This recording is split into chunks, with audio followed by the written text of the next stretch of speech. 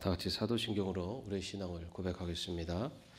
전능하사 천지를 만드신 하나님 아버지를 내가 믿사오며 그 외아들 우리 주 예수 그리스도를 믿사오니 이는 성령으로 잉태하사 동정녀 마리아에게 나시고 본디오 빌라도에게 고난을 받으사 십자가에 못 박혀 죽으시고 장사한 지 사흘 만에 죽은 자 가운데서 다시 살아나시며 하늘에 오르사 전능하신 하나님 우편에 앉아 계시다가 저리로서 산자와 죽은 자를 심판하러 오시리라.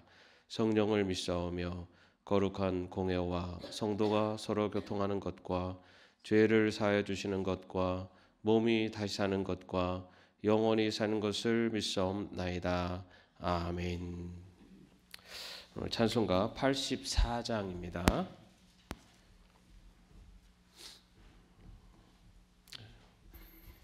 찬송가 84장 함께 찬양하겠습니다.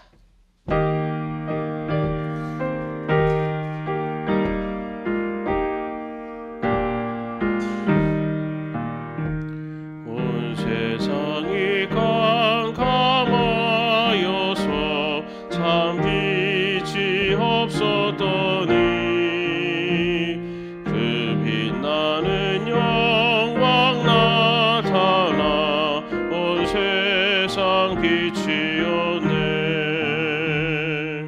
영광 영광의 주 영광 영광의 주 밝은 그 빛 내게 비추었네. 영광 영광의 주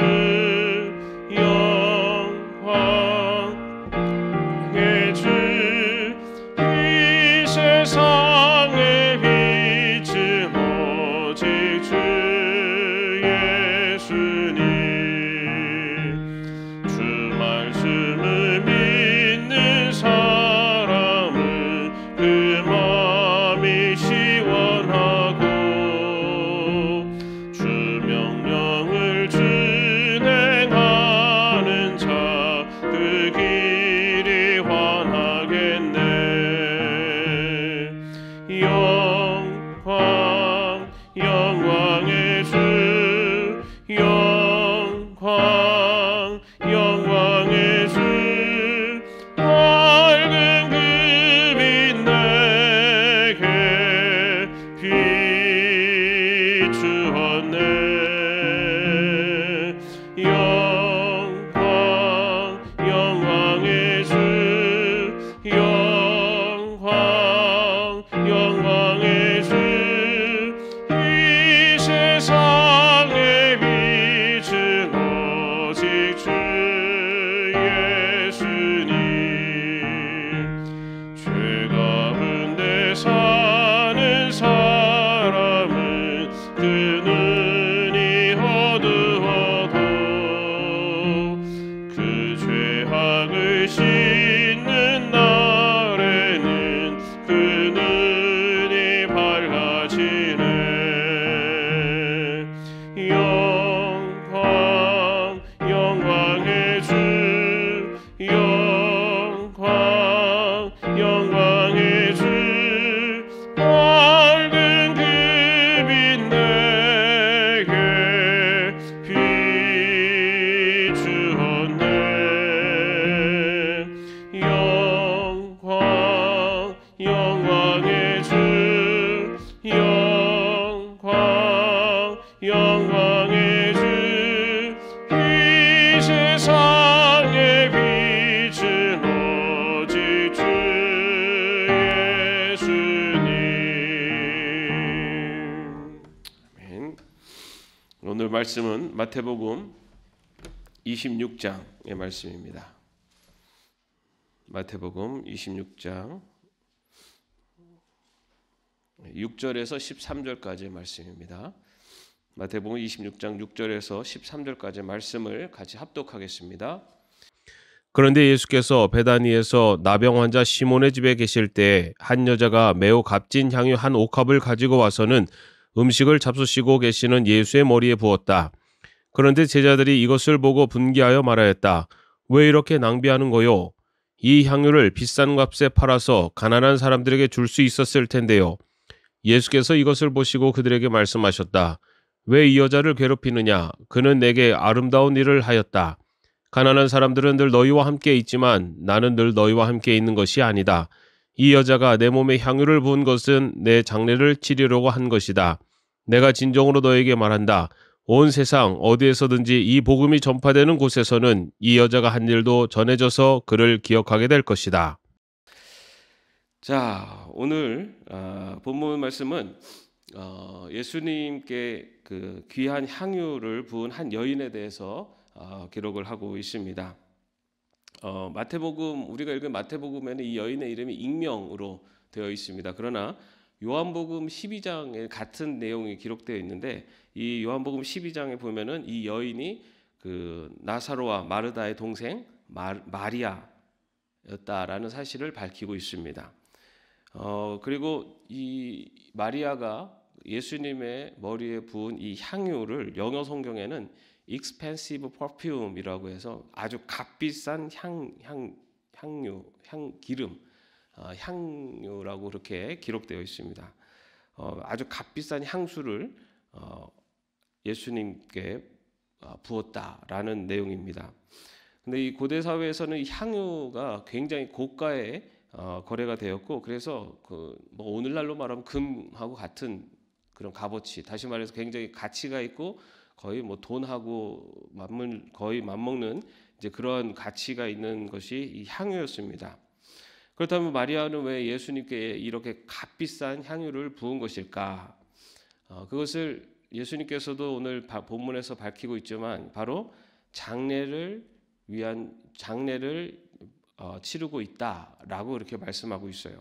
우리 성경에 보면 예수님께서 실제로 돌아가신 이후에 그 예수님께 유대인의 장례법대로 향유를 바르는 그런 과정들이 기록되어 있습니다. 다시 말해 마리아는 예수님이 돌아가시기 전에 예수님께서 이제 예수님의 죽음을 예비하고 있는 그런 과정을 보여주고 있다라고 할 수가 있습니다.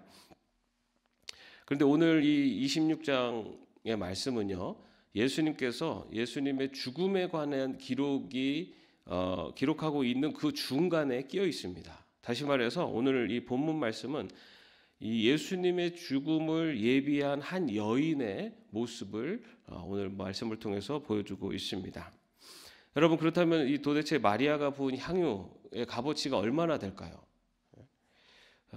본문에는 나와 있지 않지만 아까 말씀드린 요한복음 12장에 보면은 이 여인이 부은 가치가 얼마짜리냐면은 300데나리온이라고 이렇게 이야기를 하고 있습니다. 이 300데나리온이면요 어느 정도의 가치냐면은 당시에 그 노동자가 1년치 품삯입니다. 그러니까 1년 연봉이라고 생각하시면 돼요. 여러분 대략 뭐 사람마다 직장마다 다르겠지만 1년 연봉의 값어치가 되는 향유를 예수님께 부은 것입니다. 뭐 1년 연봉을 그렇게 한 번에 사용한다는 것이 결코 쉬운 일은 아닐 겁니다. 아마 보통 사람이라면 그렇게 하는 것이 결코 쉽지 않을 거예요. 근데 왜 마리아는 그렇게 예수님께 그런 값비싼 향유를 부어드릴 수가 있었을까? 왜 마리아는 그렇게 값비싼 향유? 마리아가 뭐 왕족 출신이거나 뭐 굉장히 부자이거나 그렇지 않습니다. 그럼에도 불구하고 자신이 가지고 있는 그런 값비싼 향유를 예수님께 부어드릴 수 있었을까? 오늘 마태복음만 보면은 사실 그 이유를 밝히긴 좀 어렵습니다. 그러나 병행 구절인 그 요한복음을 보면은 요한복음 12장 1절에 보면은 유월절 엿새 전에 예수께서 베다니에 가셨다. 그곳은 예수께서 죽은 사람 가운데 살리신 나사로가 사는 곳이다라고 하면서 예수님께서 엿새 전에 그 마리아의 오빠 나사로를 무덤 가운데서 부르시고 죽은 나사로를 살리셨다라고 하는 내용이 기록되어 있습니다. 다시 말해서 오늘 이 본문에 보면은 죽었다가 살아난 나사로가 예수님과 함께 식사를 하고 있는 장면이 나타나고 있는 겁니다. 다시 말해 마리아 입장에서 보면은 죽었던 오라버니 그리고 그 오라버니를 살려주신 예수님이 바로 같이 식사 자리에 있는 바로 그곳에 마리아가 나타나서 그 마리아가 예수님의 발에 향유를 붓고 있는 겁니다. 다시 말해 생명의 은인이죠. 오라버니를 살려주신 생명의 은인.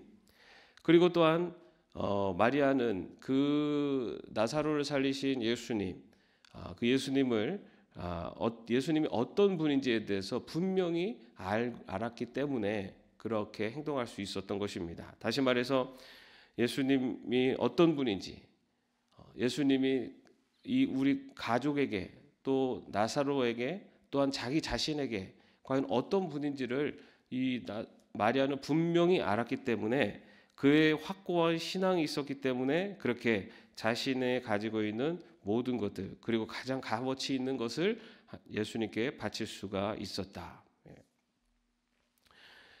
아마도 마리아에게 더 값진 것이 있었다면 더 값진 것도 예수님께 바치는데 주저함이 없었을 것입니다.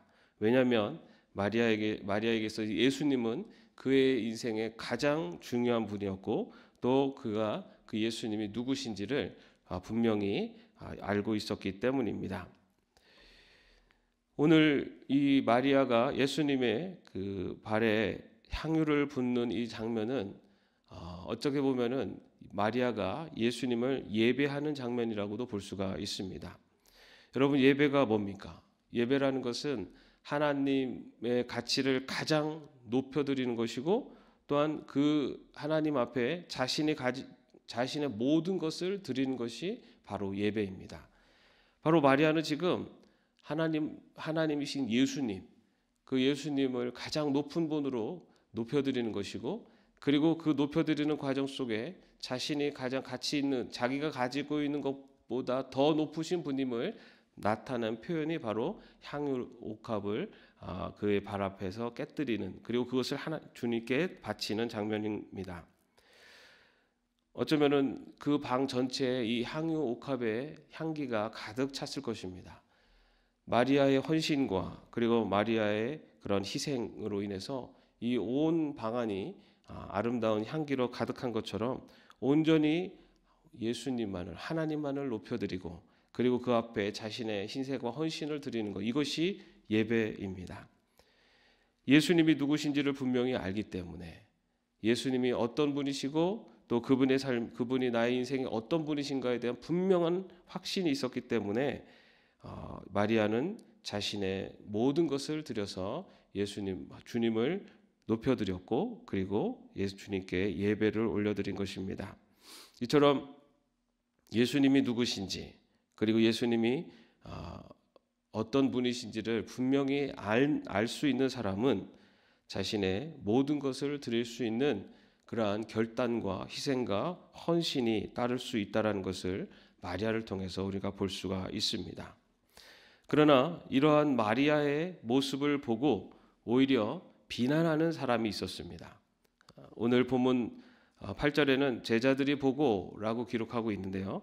근데 요한복음에 보면은 특별히 한 사람 예수님 이 마리아를 비난하는 사람이 등장합니다. 그게 누구냐면은 예수님을 팔아버린 가룟 유다입니다. 가룟 유다를 생각해 보면은 가룟 유다는 예수님을 팔아버린 아주 못된 제자이지만 예수님을 팔아버리기 전에 가룟 유다는 3년 동안 예수님과 가장 가까이에서 지낸 사람입니다. 3년 동안 예수님과 함께 다니고 예수님이 하시는 그 모든 것들을 직접 목격하고 그리고 예수님의 12제자 중에 한 사람으로 그렇게 가까이에서 오랜 세월 예수님과 함께 했음에도 불구하고 이 가룟 유다가 예수님을 팔아버린 것을 볼 수가 있습니다. 뭐 오늘날로 말하면 아주 교회에서 오랫동안 신앙생활을 했고 그리고 어떻게 보면 교회에서도 또 높은 직분이라기보다는 또 직분을 맡아서 그 역할을 감당하고 그런 위치에 있었던 사람이 가룟 유다라고 해도 과언이 아닙니다. 그리고 예수님의 옆에 있으면서 그 현장과 그 말씀을 다 듣고, 다시 말해 성경 공부도 하고 모든 프로그램도 참여하고, 그리고 열심히 교회에서 생활했던 사람의 한 사람의 모습이 가룟 유다라고 해도 과언이 아닙니다. 그런데 마리아는 예수님 앞에 그렇게 참 예배를 드릴 수 있었음에 반면에 가룟 유다는 예수님을 팔아버리는 그런 모습을 볼 수가 있습니다. 이 가룟 유다가 그 마리아가 예수님 앞에 옥합을 깨뜨린 그 모습을 보고 아마 이런 마음을 가졌을 것 같아요. 아니, 어떻게 저렇게 1년치 연봉이나 되는 저 값비싼 것을 저렇게 허비하는가. 그 9절 말씀에 보면은 이것을 비싼 값에 팔아 가난한 자들에게 줄 수 있었겠도다 라고 이야기하는 것을 봅니다.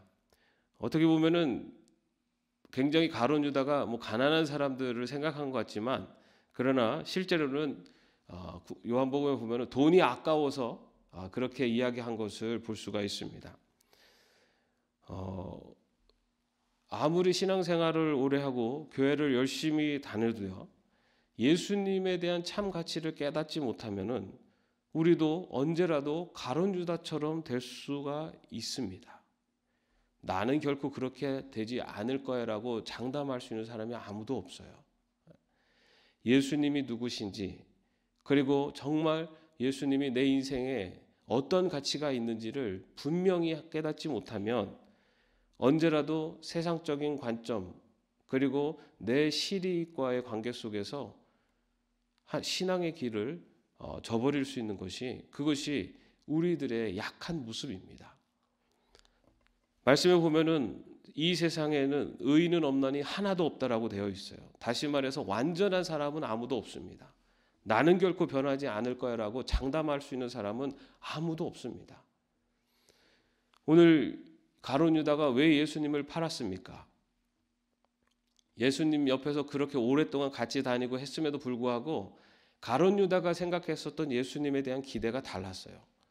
가룟 유다는 이 세상의 왕권을 가진, 그래서 세상에 예수님이 왕으로 등극할 때 그 예수님 옆에서 높은 지위에서 자기에게 얻어질 그런 높은 권력과 그리고 자신이 누릴 그런 물질적인 풍요, 이런 것들에 대한 기대가 가득했습니다.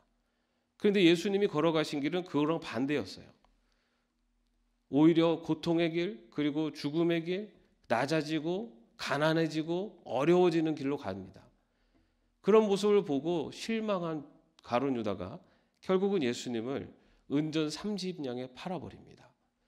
여러분, 당시 은전 30냥은요 노예 한 사람의 값입니다. 예수님을 노예 한 사람의 값에 팔아버려요. 지금 본문에서는 마리아가 300데나리온이나 되는 값어치 있는 향유를 예수님께 바친 모습을 비난했었던 그 가룟 유다. 그 가룟 유다는 결국은 자신의 생각과 자신의 이권과 맞지 않는 순간이 오자 은 30세겔에 팔아버리게 됩니다. 여러분, 예수님에 대해서 우리가 분명한 신앙관을 갖고 있어야 됩니다. 예수님이 누구신지, 그리고 예수님이 나의 인생에 어떤 가치가 있는지, 그리고 어떻게 사는 것이 정말로 예수님을 믿는 하나님의 백성의 삶인지, 그것에 대해서 우리가 분명한 믿음을 갖고 그것에 대해서 흔들리지 않는 신앙을 갖고 있어야지 우리가 가룟 유다와 같은 어리석은 길로 나가지 않을 수가 있습니다. 아마도 어쩌면은 이 마리아의 300데나리온이나 되는 향유 옥합을 깨버리는 그것을 보고 한편에서는 오히려 제자들의 이론이 맞다라고 생각할 수도 있어요. 제자들의 주장이 그 돈으로다가 더 좋은 일을 할 수 있었을 텐데, 이것이 세상적인 관점에서는 그것이 더 맞습니다. 그러나 주님이 마리아에게 어떤 분인지를 안다면 아마도 마리아의 이런 행동이 결코 과하지 않은 행동임을 깨닫습니다. 왜냐하면 마리아에게서 예수님은 자신의 생명보다도 귀한 분이었기 때문에. 여러분, 이 세상에서 자신의 생명보다 가치 있는 것이 무엇이 있습니까? 아무리 많은 물질과 자신의 생명을 바꾸라고 하면 바꿀 사람이 누가 있겠어요? 그런데 마리아에게 있어서는 자신의 생명보다 귀한 예수님이셨기 때문에 아무리 값진 것이었어도 예수님 앞에 바칠 수가 있었습니다. 여러분, 우리가 살아가면서 우리에게 있어서 예수님은 어떤 분이십니까? 우리에게 있어서 하나님은 어떤 분이십니까? 내 생명보다 귀한 분이십니까? 내 생명보다 귀하신 분이라고 우리가 믿고 말한다면 우리가 주님 앞에 아까울 것이 무엇이 있겠습니까? 또 이렇게 말씀드리면 목사님 왜 이렇게 부담되는 말씀을 하시나? 여러분, 그런 마음으로 살아갔으면 좋겠어요. 이 세상 무엇보다 주님이 더 소중합니다. 나의 생명보다도 주님이 더 귀한 분입니다. 이런 마음으로, 이런 신앙으로 살아가고 그 신앙에 맞게 살아가려고 노력하면 하나님께서 그 마음을 다 보실 줄로 압니다. 그리고 그렇게 살아갈 때 어쩌면 우리 인생 가운데 예수님의 가치가, 그리고 예수님의 자리가 더 확고해져 가고 더 넓어져 가고 더 깊어져 갈 줄로 믿습니다. 그렇게 살아갈 때 이 세상에서 누리는 어떠한 기쁨과 행복보다 하나님이 주시는 하나님 나라의 평강과 기쁨을 누리며 살아가게 될 줄로 믿습니다. 마리아처럼 나의 생명보다, 나의 그 무엇보다 바로 예수님을 귀하게 여기며 살아갈 수 있는 저와 여러분이 되시기를 주님의 이름으로 축원합니다. 기도하겠습니다. 하나님, 값비싼 향유옥합을 바친 마리아의 모습을 봅니다. 그 모습을 보고 세상적인 눈으로 아까워했었던 가룟 유다. 주님, 우리는 마리아의 시선으로 주님을 보고 있는지, 가룟 유다의 시선으로 주님을 보고 있는지, 언제나 우리의 눈이 어떠한 관점으로 주님을 바라보고 있는지 우리 자신을 항상 돌아보게 하시되, 마리아처럼 내 인생의 주인이시요 내 인생의 가장 소중한 분이 주님이심을 고백하며 그에 걸맞는 합당한 삶을 살아가는 저희들 될 수 있도록 인도하여 주시옵소서.